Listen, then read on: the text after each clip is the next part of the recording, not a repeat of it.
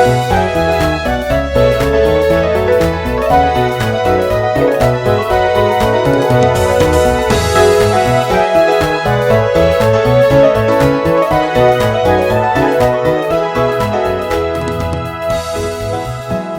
listening to The Boze Knows, a podcast about QI Roberts Junior Senior High School in Putnam County, Florida. And we are your hosts, Grant Porch, Riley Blackmer, and Reagan Blackmer. And today we are in the studio with a very special guest. Do you mind introducing yourself to our listeners? Not at all. So my name is Mr. Boze, and I am the math teacher and the normal host of The Boze Knows podcast. Welcome, and thanks for joining us. The first question is, quality, integrity, respect, which one and why?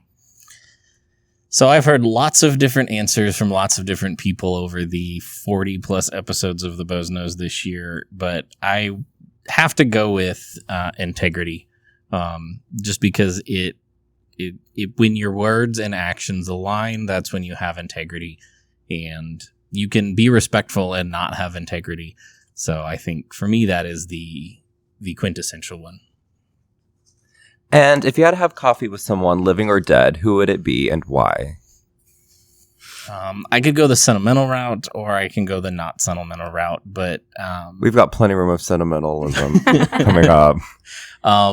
Usually my default answer is Gene Kranz, NASA flight director during the Apollo program, just because I think I'm just fascinated with that era of and that time in U.S. history of, a pure, not nationalism in the negative sense of the word, but like, let's put all of the smartest people together in the same place to get something amazing done. And it's, in stark contrast to the last time we did that when we developed the atomic bomb.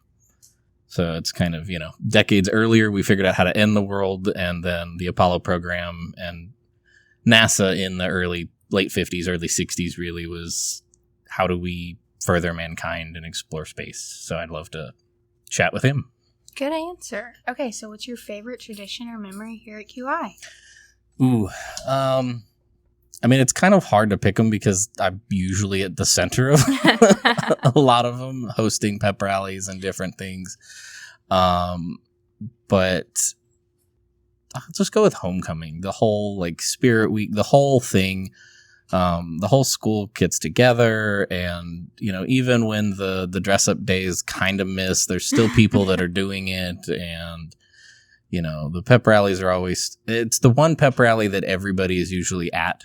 The ones later in the year, it's like, oh, I'm going to start my Christmas vacation early, or I'm going to start spring break early, and they're sometimes a little thin. But the homecoming one is always the big one. And that's always fun. First time the whole school is together in one spot. And there's just always, I think for me, the first pep rally we had after COVID. So once we were finally able to get everybody together in the gym again, just the energy that pep rally started with is something that I won't forget, because it was just so good. And you could tell everybody needed that. The students needed it. I needed it. The teachers needed it. All right, things are as normal as they're going to get at this point. Let's just have fun. Yes, I definitely agree with that one too. So what inspired you to start your podcast, and how has this podcast evolved over time?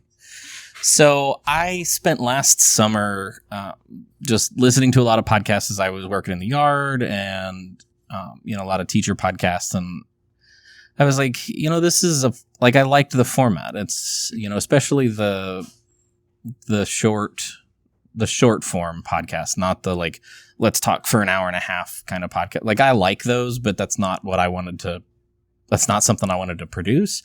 But the short form podcast and showing off QI, I was like, I think we could do this. This would be great. So I sent a message to Mr. Theobald, the principal, and was like, hey, I think we've got the equipment that I can make this happen with. What do you think about it? And he was like, yes, you should do it. He was like, I wanted Mr. Bergen to do something, so get together with him and you guys can collaborate on that. So kind of Mr. Bergen and I kind of collaborated early on. He gave me some of the music. So the outro for all the Boze Knows podcasts have always been Mr. Bergen originals. So I think with the exception of the history club one, because I think that might have been some leaning guest. trees special edition there. But in terms of evolving the podcast, just the technical aspect of it evolved because I was kind of piecing together what equipment we had and what I could make work. And any of you that suffered through like the first 15 episodes listening. We had the little device and then the wire head. I think I definitely suffered through one of those. So both, I mean, it was interesting to record them, and then it took a lot to edit them because there was a lot of noise I had to edit out. And listeners, if you listen to the first 15, keep going because it does get better. I was fortunate enough to get a couple of grants to get the equipment and significantly upgrade and level up the experience for the listeners and for the participants. I don't know. What are people on a podcast called? The guests? Guests, maybe? Whatever. So it kind of evolved in that regard. And I think it's kind of... I'm hoping it's starting to come into its own and like, I don't expect it to have like 10,000 listens on Apple Podcast, but hopefully we can get a few more than the like 20 an episode that we get on some of the smaller ones. I know it's a niche market, but I am looking for ideas for next year. So listeners, if you have anything, feel free to submit it. I'm probably going to quote unquote redo some of the first couple so we can actually have some good audio on some of those early club interviews. But I think I liked towards the end of the year how it turned into a little more of a news type thing where I was able to interview different clubs and organizations about their achievements on things and not just like, what is your club? What is your class? And because the ones that were most fun for me were the ones that were more conversational and more funny and just people telling stories. Those are always the best for me. I definitely think if you haven't listened to one of the first 15, definitely go back and listen to it and compare the difference. Building off of that, what has been your most memorable moment while recording a podcast episode? Ooh, most memorable moment. I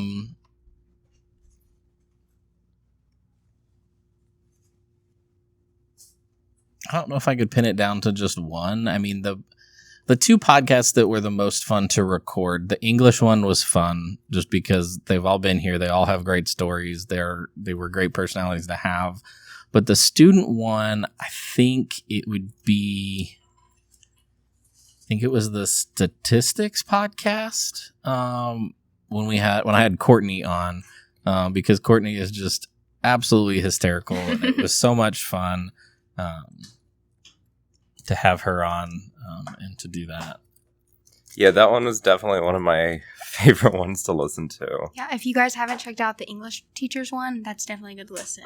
It's a little bit longer than the others, but it's worth a listen. All of the teacher Ask Me Anythings are worth a listen. It helps you get to know your teachers and kind of know their story because we all have kind of unique, non-traditional paths into education so far. Right, well, that's a great segue into our question about you. So tell us your story. How did you end up at QI? Did you always plan on being a teacher? So I'll start with that one because it actually sets the stage for the rest of it. No, I never intended on being a teacher. My mom is a teacher for another 8 days until she finally retires. Wow. So my mom was a teacher and like she loved her job. It wasn't like she hated her job, but I was always like, nah, I'm not going to be a teacher. I can't do that. So I went to Purdue University and got my bachelor's degree in it's technically multidisciplinary engineering, which is a unique program Purdue has where you can kind of custom design your engineering major that suits your interests. So I designed mine around theater and specifically the technical side of theater. So set design, construction, special effects, that side of where it's going. And I don't want to say I personally spearheaded it, but I was one of the first students to go through that program, and Purdue has since expanded and grown that into almost its own, a very unique partnership between the theater program and the engineering department. to where they have students that work in both worlds. And last time I was there, the students were working on autonomous, in theater they call them wagons, autonomous carts that move set pieces around so that you can pre-program, it doesn't have to have, because traditionally it's done with tracks. They put a track on the stage and it just follows it. But they were working on programming and designing a 4x8 foot piece that you could just say, okay, drive across the stage, and it would do it, and had sensors so it didn't run into anything. And that's really where concerts have been for a long time. If anybody has seen Lady Gaga's Monster Ball tour, where she had the piano. Oh, yeah. Where she had the piano on stage. There was actually a design flaw in the piano rotation mechanism where it wasn't able to rotate 360 degrees. It would rotate 270 degrees one direction, have to stop, and then go back because there was a I don't remember if it was a design flaw or a manufacturer, error, but it was originally intended to go all the way around, but it was never able to do that. So concerts have been kind of embracing technology for a long time because it allows the splash. But Broadway has been kind of slower to adopt that, mostly because of technology, and it's sometimes not working. Right. It's kind of hard to, film can do it because you can be like, all right, cut, let's go back and redo it. But in a live show, when you've got an audience of 200-300 or 2,000 to 3,000 people, you can't be like, all right, hang on, we got to go back and restart Act 1. It tends to be frowned upon. So anyway, that was my major from Purdue. I ended up worked for SeaWorld for a couple of months because I thought my dream job was working for Disney and being a Disney Imagineer and doing that. But worked for SeaWorld as a stagehand, worked the whale and dolphin show a lot. I don't recommend Orlando in July and August. I just don't. It's hot. But then I got a job working for University of Florida, working for their Roadhouse, not the theater department where you would get your theater degree from, but they have a professional theater on campus. And I worked there for 5 years, worked my way up from rigging supervisor, where I oversaw all of the stuff that flew overhead, eventually became the technical director. So I oversaw all technical aspects of the theater program or the theater building.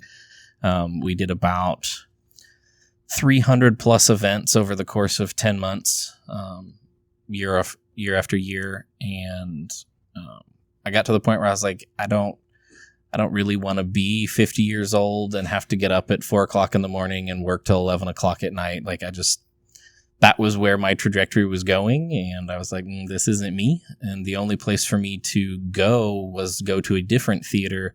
And most of them are in big cities, and I am not a big city person. Gainesville is increasingly too big of a city for me. So I was kind of like, okay, what can I do next? And Mrs. Boze is a teacher. So she was like, you've got the credentials, why don't you try teaching? So working for the university, I was able to get my master's degree paid for. So I got my master's degree in math education, and at the time, Mrs. Boze was working here, and Mary Wood was the principal. And she was like, hey, I'm going to have a math opening. You should apply. And I was like, I will. Interviewed for the job, got the job, and I've been here ever since. And this 2022-2023 is my 5th year of teaching. Well, happy 5-year anniversary. And so I think my question was going to be why math, but I think we pretty much established that. So if you were not teaching math, what other subject would you want to teach? And then to double on that question, what other subject would you want to avoid teaching that you just don't want to even start getting involved in? Oh, avoid teaching is easy. It's English. And I teach global, which isn't the same. The English, the literature side, analyzing poetry and literature. I don't like doing that. Obviously I survived school, so it was something, it's a skill you have to learn how to do, but I like to read books and read poetry and all of that just for entertainment. I don't like to spend the time to think about why did they write this? What does this mean? Like most of the time, because I firmly believe that they just wrote it because they needed a paycheck and they were getting paid to write a book. So they wrote a book. Like I should have wrote that on Lang. That's just where I'm at. So that's why those classes wouldn't be me. But if it wasn't math, it's a little bit of a sidestep, but it would be science. I'd teach physics or chemistry. Or both. I mean, I wouldn't mind teaching like engineering, but that's physics. It's the same thing. That's what I would do. I love the practical application of everything and honestly, the sheer power of physics and by extension, then the math of, the age old quote of give me a lever long enough and I can move the world. Like, that has metaphorical value, but it also has real, like mathematical. If the lever is long enough, you can do amazing things with the application of physics and stuff. So. Yeah, very interesting. So we know with your time at UF, you had the opportunity to help with their theater department and put on some pretty cool events. So what is your favorite play or musical? Ooh, play or music that I worked or just in general? In general, you can or answer both. for Actually, both. Oh, okay. My favorite musical. It's hard for me to say ever, but my favorite musical of late is Six. Good. Fantastic music, fantastic story. I think it got robbed in the Tonys. It was far better than the other people that it lost to. But that's my my expert opinion on that. Come From Away is another good one that I've seen recently that I really like. If you want to go older or more quote unquote classical musicals, Phantom or Les Mis. Definitely have to check some of those out. And then circling back down memory lane, can you share any memorable experiences or events from your time at Purdue? The stuff I did with the engineering program was really cool. There are some things that aren't school podcast shareable of good times for sure. But one of the things Purdue did every year that I just enjoyed going to is called the Purdue Grand Prix. So all the different clubs and organizations on campus build a go-kart and then race it around in the spring. So that always fun. What was the question again? There was something else and I lost it. It was what's your favorite play or musical at the theater? That was the other question. Oh, we're getting lost in our favorites, guys. Bear with us. We're first-time hosts. Can you share any memorable experiences or events from your time at Purdue? Ooh, events. That was the other one.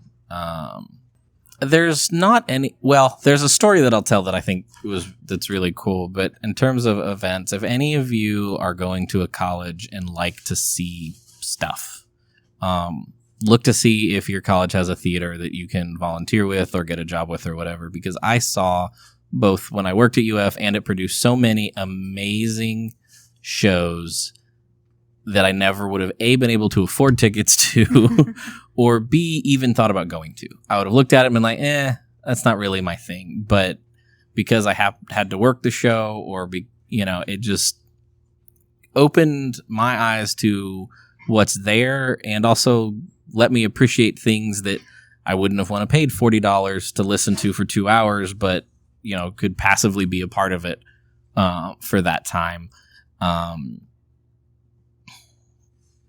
My time, so Lady Gaga came to Purdue twice. And the first time, at Purdue, when I was a student usher. So we helped, and our big performing venue was 6,000 seats.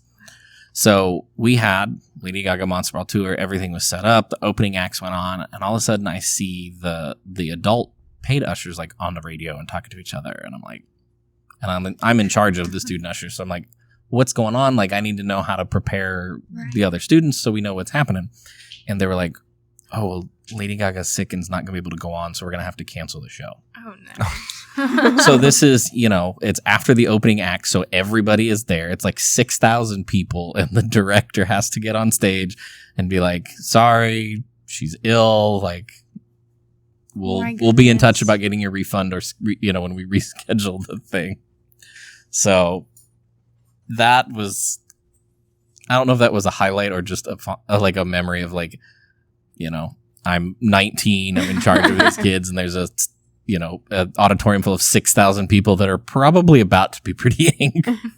That they've bought the tickets, they've waited, and now, Lady Gaga is backstage on oxygen because she's not feeling good. Yeah, my Lady Gaga concert got canceled, but because there was a hurricane.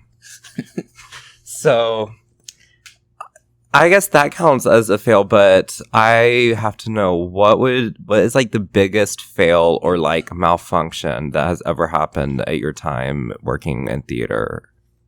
There's two different ones. So I would say my biggest fail that happened to me personally was during my senior project. So it was, you'd think I'd remember the show, but I don't. But anyway, the show had some ghost effects in it.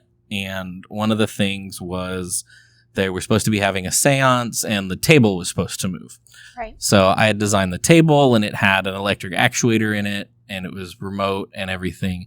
But the remote never worked right and it was always an issue. And I think that was kind of a biggest fail for me because I was in a production meeting and the director and the graduate students who were designing were looking at me and like, is this going to work? And it just really, as a young person learning, which is really what school is about, it was really kind of upsetting because I took it personally.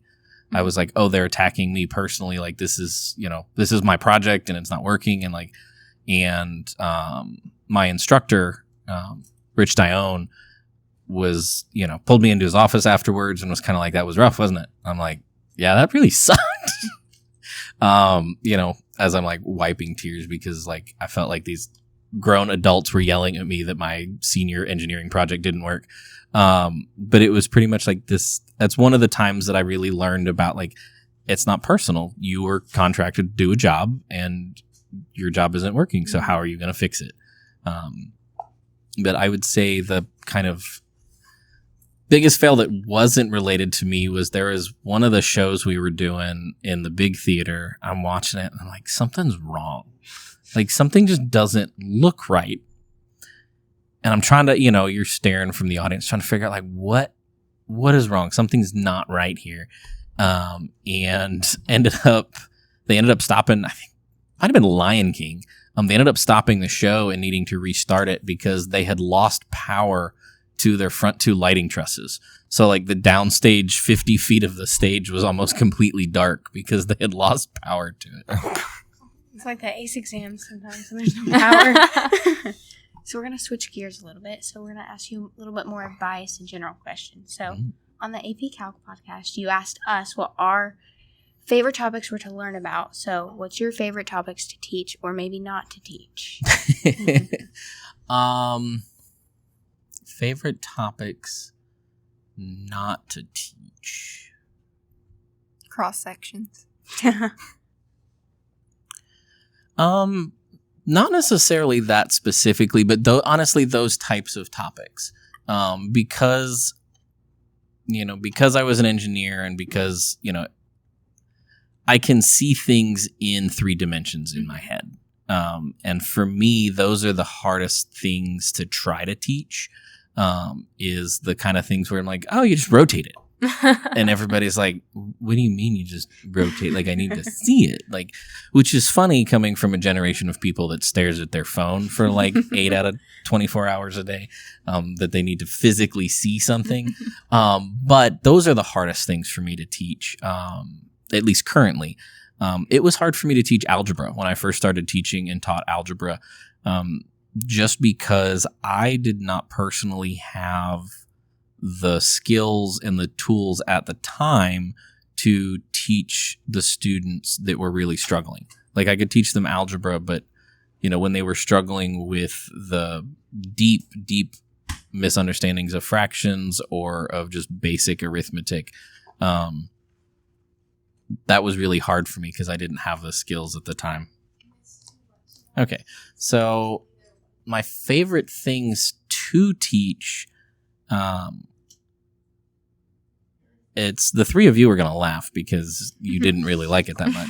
But Say limits. not limits, is SVA, is the displacement velocity Okay. acceleration. I like that. Yeah, I Is like that it. about Yeah, that. that was I fun. love teaching the overlap between math and physics, math and things people can actually touch.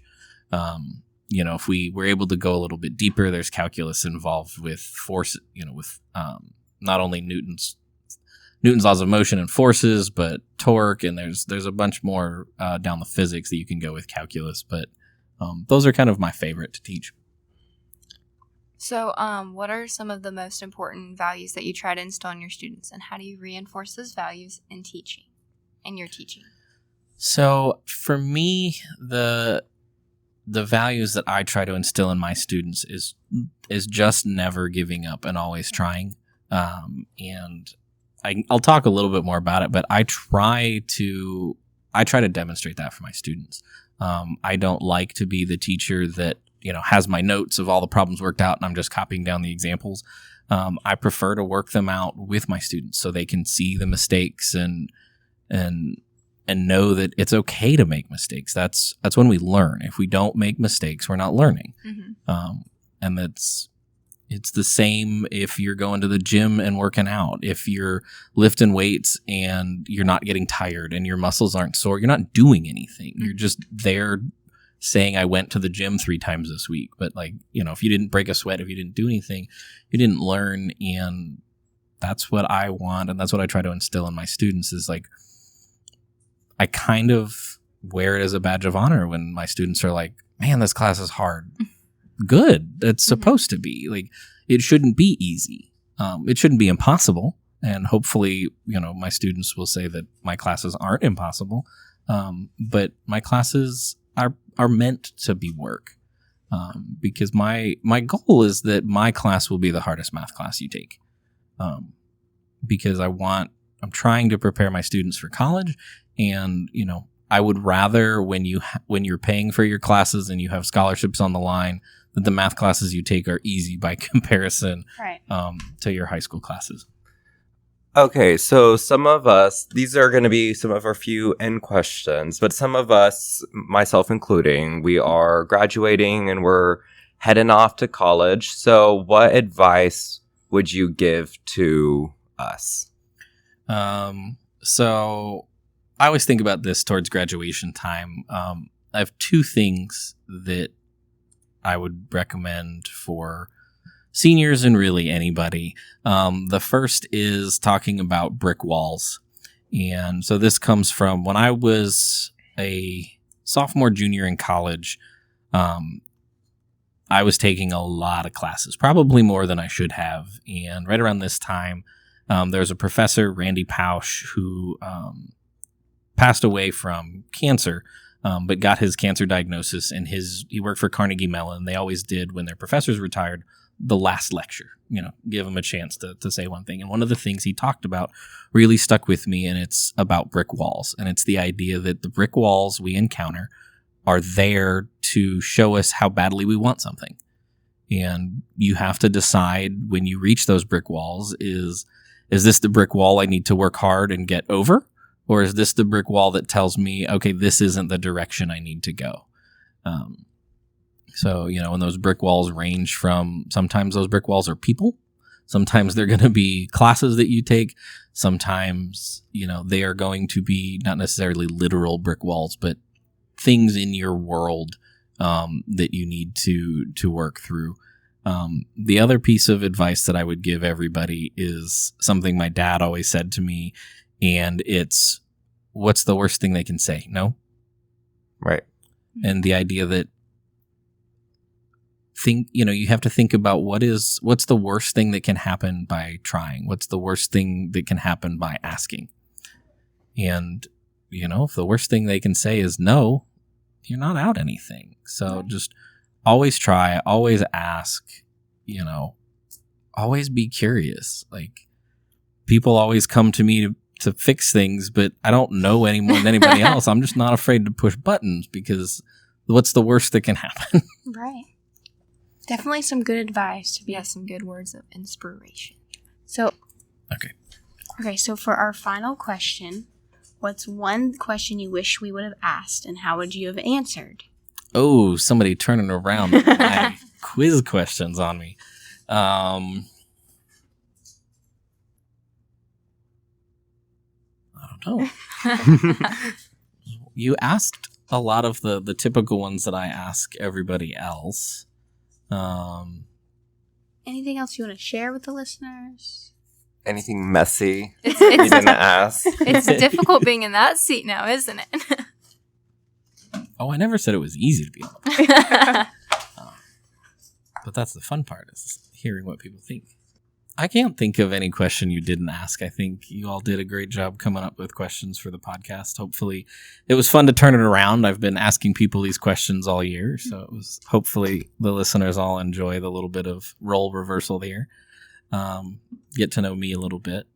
The last thing I would say is just to the listeners is stay busy over the summer. Don't spend your entire summer in front of your phone screen or in front of your computer screen or in front of your video game console screen. You know, get outside, exercise, read a book, listen to podcasts, do the summer reading assignments, do the summer math assignments.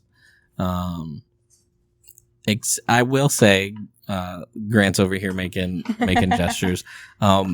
That doesn't apply to the seniors.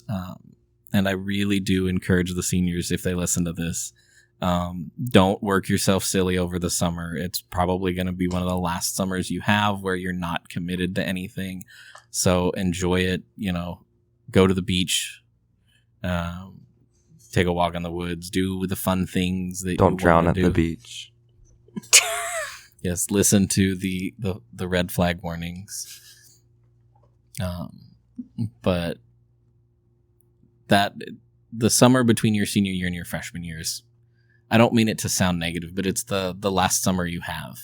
Because after that, you need to be focused on, okay, let me get an internship. Let me get something to further my education, further my job prospects. But this one, you've done all the hard work. This is your 2 months where you can kind of relax, reset, get ready for the next 4 years.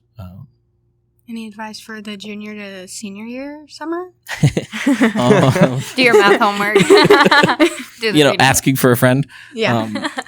So for the underclassmen, the 9th and 10th graders, I highly encourage you to join the summer reading, the summer book club that Mr. Theobald's doing, or just read the book, Who Gets In and Why. It's a nice insight into college admissions and gives you an idea of what you should be doing to get ready for that. For the juniors going to be seniors, start making your calendar of deadlines. Look up when your colleges that you want to apply for, when their deadlines are. Look for when the Common App opens. Think about which teachers you're going to ask for letters of recommendation. Think about what your story is going to be that you write about in your essays, and kind of front load that during the summer so that when you're in the midst of homecoming and the end of the first quarter and all of that stuff comes crashing in, you have a purpose. You've prepared as much as you can, so it's easier.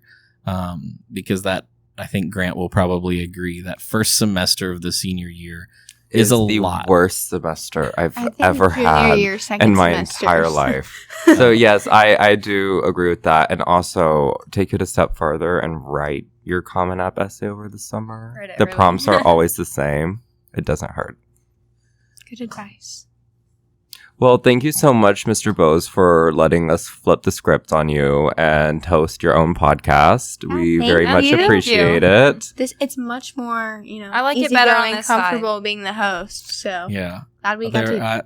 I may be looking for some student guest hosts next year. So if any of you listeners out there think that might be something you want to do, keep an Courtney ear would've out. been great at that. Yes. Yes, the Courtney knows. I agree. Well, this is Grant Riley. And Reagan. signing off. Thanks for listening. Thank you, Knights, and remember, excellence in all endeavors. Okay.